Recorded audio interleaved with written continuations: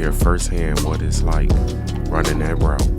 The terminal, I'm told, is small, a quiet corner in the system that rarely stops moving.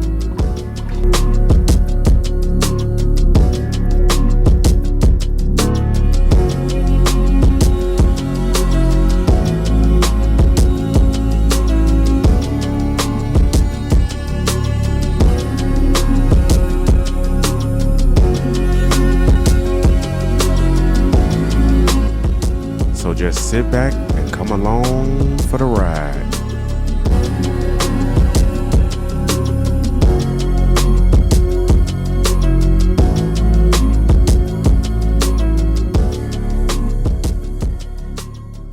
What's your name and your title? Jesus Mendoza, Rapid Transit Operator. And operator, where are we today?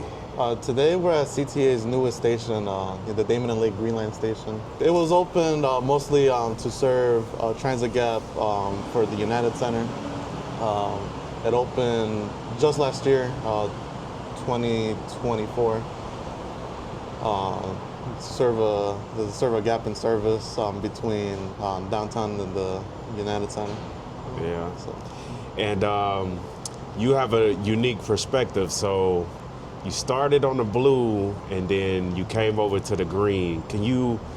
First off, can you walk me through how you got started with CTA and previous positions and how you started your journey on the blue and then green and then blue again? Yeah, so I started at pretty much the right time as a CSA, customer service assistant, back in October 2022.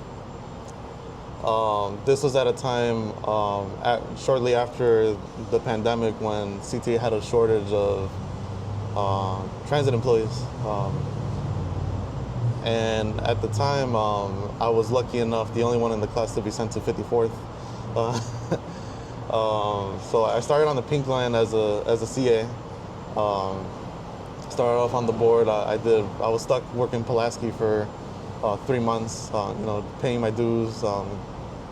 As you know, most people at CTA start off doing, working the less wanted tricks, runs. And once I was able to pick something decent, I worked the 18th Street station on the midnights, PMs and AMs. I worked Damen on the AMs. And I worked a special trick out of O'Hare called the Courier, which is basically the admin manager's mailman. You pick up all the documents from the stations, deliver the bulletins for the service changes, and you post them all over the station.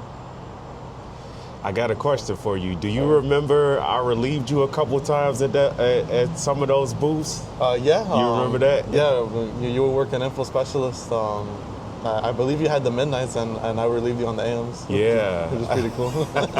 Yeah, that was my first time meeting you. I was like, man, he's kind of cool. So yeah, that's just a little history. So when you started off operating, you were on the blue line? Yes, so I did a year of CA, and then in around December of 2023, I finally transitioned to flagger. I was able to get promoted to flagger, and I did that for 4 months out of Forest Park. And once the time finally came to become a motorman, I was called to RTO class in April of 2023. So how was that experience on the blue line? And then talk about you transitioning and picking green, and just walk me through a day of green line. How do you get ready, different preparations and stuff like that? Yeah, so on the green line, I started off at Harlem and Lake, which is on the border of Oak Park and Forest Park. And yeah, basically a typical day, starting off the day as a operator is you sign in with the clerk. They'll have you sign bulletins just so you're sure of any service changes that may be happening during the day that you're working that may affect the routing, the normal service routing of the train that you're operating that day. Hey, they issue a radio, and if you're on the blue line, they issue a CTA cell phone in case your radio goes defective. It's just an extra safety measure to make sure that you're in constant communication with the control center for not only your safety, but the safety of your passengers. I grab my run pedal, which tells me my departure times and what time I'm supposed to be at which station throughout the day. And fill out my run card. I like to fill out my run card right before my trip, just so I have it all done in advance, and in case of any delays near the end of my day, I don't have to rush to get it all done and stay that extra time. After that, I walk to my train, prepare for service, which consists of making sure that there's no debris in the door tracks, making sure that that your train is coupled properly, the springs and chains are properly hooked in between the cars. Make sure that your rear motor cab is trimmed, so the motor cab, which in the rear of the car and in between the cars, since they're unattended, they need to be secured so that no one trespasses in them and causes any mishaps.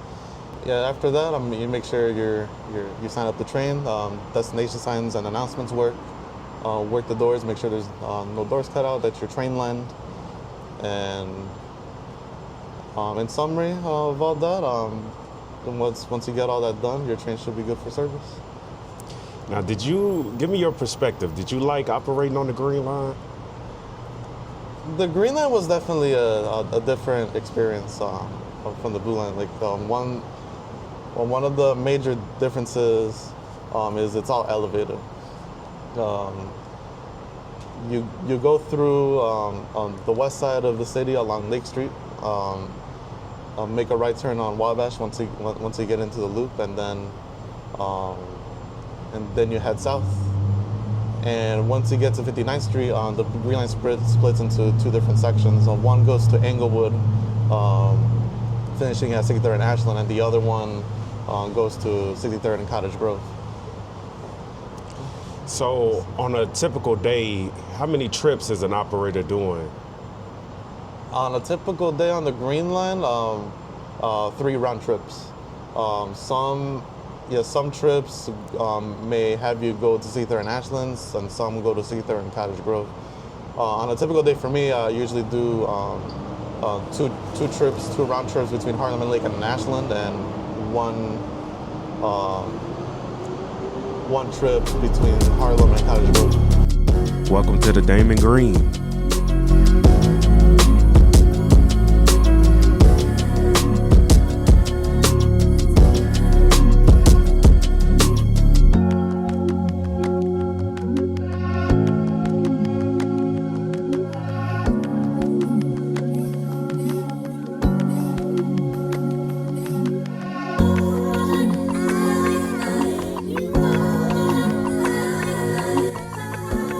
So much joy in showcasing the people I work with, their skills, their dedication, the heart they bring to what they do. It's fulfilling in a way that's hard to put into words. I'm grateful to be a part of their story every day.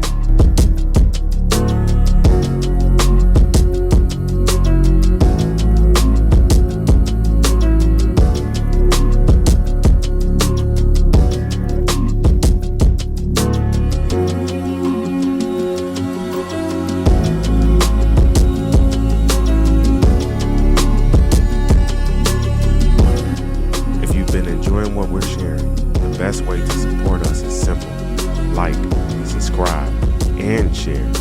Every bit of support helps us reach more people and continue bringing these stories to life.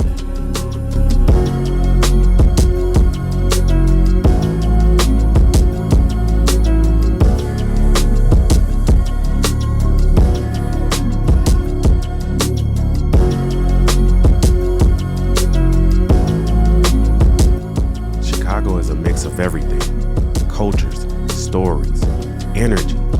It's dynamic, constantly changing.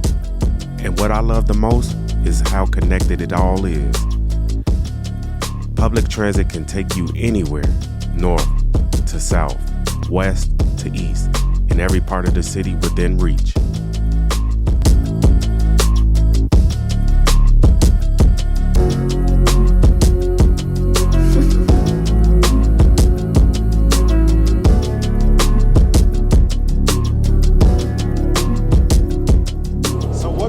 Equipment does the Green Line have over here, and how did you like the equipment? Exclusively, the Green Line has the 5000 series rail cars. Those are the first of our brand new technology AC equipment here at CTA. And well, as far as what I think of the equipment, coming from the Blue Line, I was so used to working the older trains, the 2600s and the 3200s, as well as our newest fleet, the 7000s. Those are all my favorite cars, in my opinion. But coming to the Green Line, which is exclusively 5000, is something I wanted to get used to, working the 5000s. My main complaint was really the way the train brakes. The way the braking system works on these trains is, as the train comes to the station, the train's motors regenerate electricity and bring it back into the third row. And once you get to 5 miles an hour, the friction brakes apply. But the quirk with these trains is when the friction brakes apply, since it's computerized, it kind of feels like it coasts for a good 3 seconds. And if you're on a downhill, at the end of those 3 seconds, you might feel a jolt. The train coming to a complete stop. Since I wasn't a fan of that, one of the things I like to do just to make a smoother but firmer stop is just manually maneuver the brakes right before the brakes apply. It takes some practice and some skill, but once you get used to knowing your equipment and how it reacts to a certain input that you put into your master controller, you begin to master it, which I feel like I needed since we have 714 of these cars throughout the whole system, so it's CTA's main workhorse nowadays. So that trick that you're talking about, so is you would take the master controller, put it down to max brake, and then would you go back out of it, or? Yeah, so right before the brakes apply, I like to bring it back up near minimum brake and then bring it back halfway down, which that kind of it tells the brakes, okay, I need a little more braking power than that. Okay. But if you bring it down too much, you're gonna end up slamming it. So, yeah. So this is why it's tricky. It takes a little practice. Exactly, and that's one of the reasons I hate the 5000s. But I'm thinking if I had known that, I would have probably enjoyed myself a little bit better. But yeah, thank you for that explanation with those. Yeah, I mean, I definitely struggled with the on the pink line since I only did the pink line once every couple months while I was on the extra board out of O'Hare at the time. So yeah, that's one of the reasons why I came to the Green Line, just to learn a new route and just knowledge is power. It helps you master your equipment, know your system, know your equipment, and just be a better operator in general. So in what way do you think that you're a better operator now? Is it the fact that you've seen a little bit more now? Because some people would say like Green Line Harlem is kind of a smaller terminal. Would you agree with that? It is a smaller terminal, only because the Green Line is basically does its own thing. It's pretty unique. It's one of the loop elevated lines that doesn't go around the loop, except it goes through the loop only on one side. So it's kind of its own thing in the west section in that regard. And what's your schedule now? What did you pick? Yeah, so now I picked a mix of different runs on the Blue Line, since I was luckily able to pick mornings. Thankfully, I'm more of a morning person. So I like to wake up early and get it all done and over with for the most part. So you're back on the blue. What made you come back? I miss all my coworkers, and I pretty much miss the route in general. It's my childhood route, the blue, also including the pink line, because I grew up in Cicero, and it's also the reason why I'm very much a transit nerd, transit enthusiast. Just seeing all the variety of buses and trains in my area made me fascinated with how people travel all around the city, all at the same time. Now I know we may be jumping ahead here, but what's next for you? What do you see yourself in the next 2, 3, 4, 5 years from now? As myself being fascinated with the job, it's a dream to be able to operate every line. I'm going to try to do that, but depending on the timing, I definitely want to become a rail instructor at some point in the future. Ah, that's good. So can you tell us the name of your YouTube channel and how did that get started? Yeah, the name of my YouTube channel is Chicago Line Transit, and basically the way that got started was, I'm a transit enthusiast, and I was always, trying to learn more about the system since I was so fascinated with how people travel all over the city all at the same time. And one of the ways I was learning about the system was through YouTube. Back in the day, there used to be some YouTubers that made 15-minute long videos of just trains passing by at different locations. So that's kind of how I familiarized myself with the city when I was a kid. But eventually there became a time when those YouTubers pretty much gave up on that hobby and disappeared.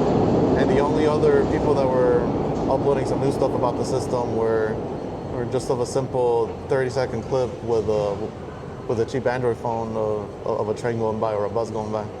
So I was looking for people that were into the same stuff as I was, because I didn't really have friends like that in high school. So in 2019, I started the channel. I started riding the system a whole lot more, meeting employees. One of which on the pink line I consider a big mentor of mine, Ron Carr. He's always been my mentor, my inspiration, especially now coming into CTA. But during that time of meeting him and I was starting the channel, since 2019, I've met people from all over the country, because I was the only one that was catching the new 7000 series on every line when the cars first started testing. So that got a lot of views, which led me to meeting people from New York, from Boston, and I'm very grateful for them because it helped me gain more knowledge about trains and different transit systems in the country, and how we can improve our transit system and what they can improve on as well. And so what's the name of it again? What's that YouTube channel? Chicago Line Transit. Okay, y'all look him up and subscribe. He got some good stuff on there. I'll be watching it, especially when I'm getting ready to go to sleep. It kind of put me to sleep. I like watching the trains go in and out. Yeah, so. Isn't it so relaxing? Yeah, it's relaxing, yeah. So yeah, y'all like and subscribe. Go to the channel. We have some viewers that watch and they're curious because they want to come on the board and be operators as well, whether it's bus operators, train operators. What advice would you give that person on navigating through the company and coming on in? This is one of the most valuable jobs to have, in my opinion, because you're moving all sorts of people throughout the city and suburbs. My advice to you is, you have to be a people person. You have to know how to engage with people, how to deal with certain situations you might come across. But that to me is probably the hardest part of the job. But it takes a lot of talent to be able to conquer that. So I say, but I don't know. I say it's worth it because you're doing a good service to your community. So, and if you're passionate about that, if you're passionate about your city and your community, I say go for it. All right. There y'all go. Y'all got it. He said go for it, y'all.